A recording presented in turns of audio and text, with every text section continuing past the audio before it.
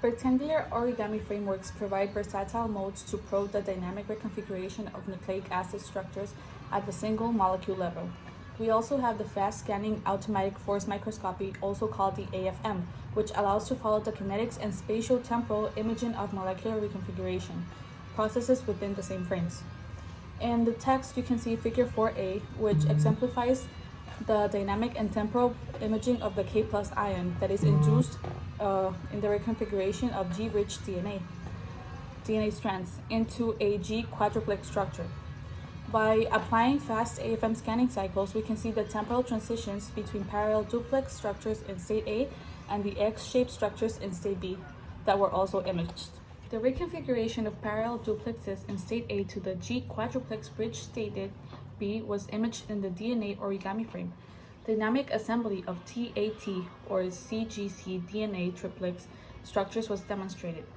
Photoisomerization of cis-isobenzene to trans-isobenzene resulted in the cross-linking of the parallel strands by a duplex bridge formed between the free tethers associated with M1 and M2.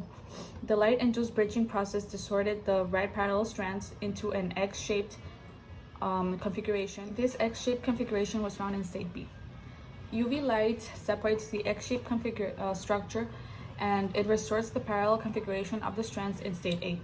The catalytic activity of the CN2+ ion-dependent DNA enzyme was visualized at the single molecule level. The origami frame was also used to visualize the dynamic and temporal enzyme-driven reconfiguration and recombination of DNA strands at the single molecule level. The duplexes K1, K2, and L1, L2 were linked to anchoring sites A and B and CD associated with the origami frame. State 1. The Cree-simulated nicking of strands K1 and L1 yielded the four-way holiday junction intermediate. State 2. Dynamic recombination of the duplexes S1, S2, and P1, P2. State 3. Followed by the release of the